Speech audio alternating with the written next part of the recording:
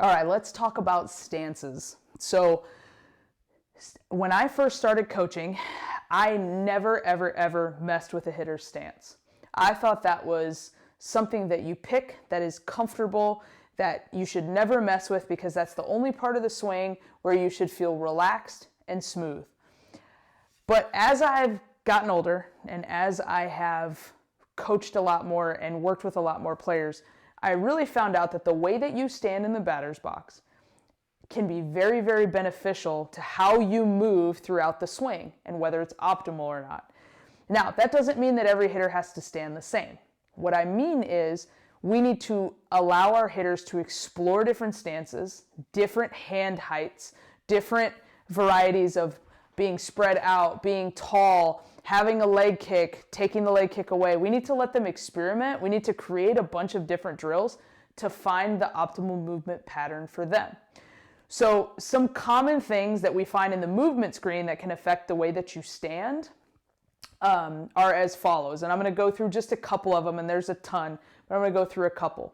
So when we do our internal and external rotation tests with our hips, what we find is that if you are a looser mover who has a ton of internal rotation, primarily on your back hip, you are going to likely be standing with your back foot slightly turned inward.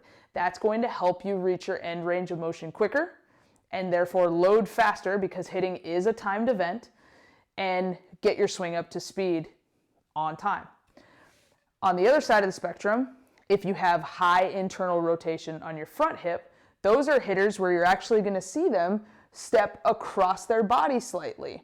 Those are the hitters if you watch baseball or softball, that have maybe a slight kickback to their swing because they have a high amount of internal rotation in that front hip, and they might land with a more closed front foot. So how does that work into how we stand, right? Obviously, turning your back foot in is an easy fix. But also, if I know that I have to maybe stride across my body slightly to land in a position that's optimal for my body, then I need to be able to stand in a position that allows me to get there and allows me to get there on time. So if I'm a hitter that starts with this massive open stance, it's going to take me a long time to get this way, and I'm very likely not going to have a forward move because I'm just moving towards the plate, so maybe that's not an optimal way for me to stand. I do think that more softball players hit with an open stance than baseball players. I'm not sure why. I think it's a trend at this point.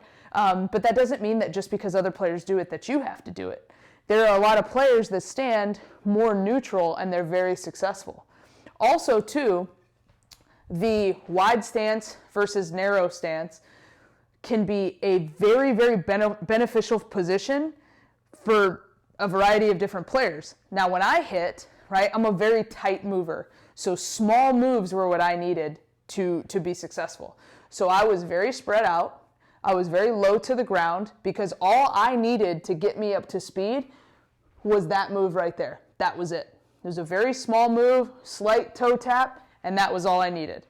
Now, if you're on the looser end of the spectrum and you stand in that position and it allows you to only make small moves, you're not going to have a very long career because you don't have a move big enough to take the slack out of that giant rubber band in the middle of your body.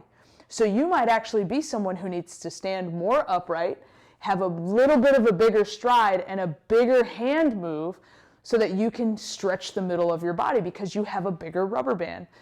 So we need to experiment with different stances, and we need to use them against the machine. We need to use them against front toss, not just off of a tee, and even off of a live pitcher, so we can see what works for us.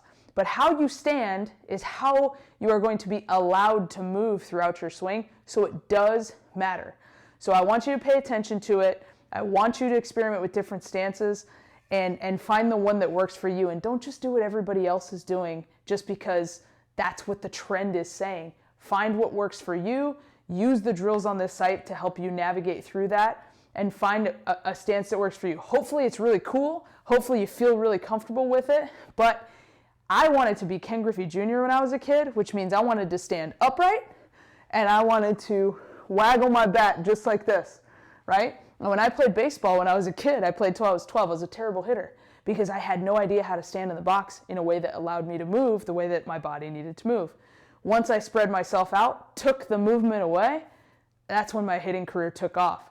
And yeah, I didn't get to look as cool as Ken Griffey Jr., but I did hit a little bit and it worked out for me. So don't be afraid to experiment is what I'm trying to say there, and find the stance that works for you.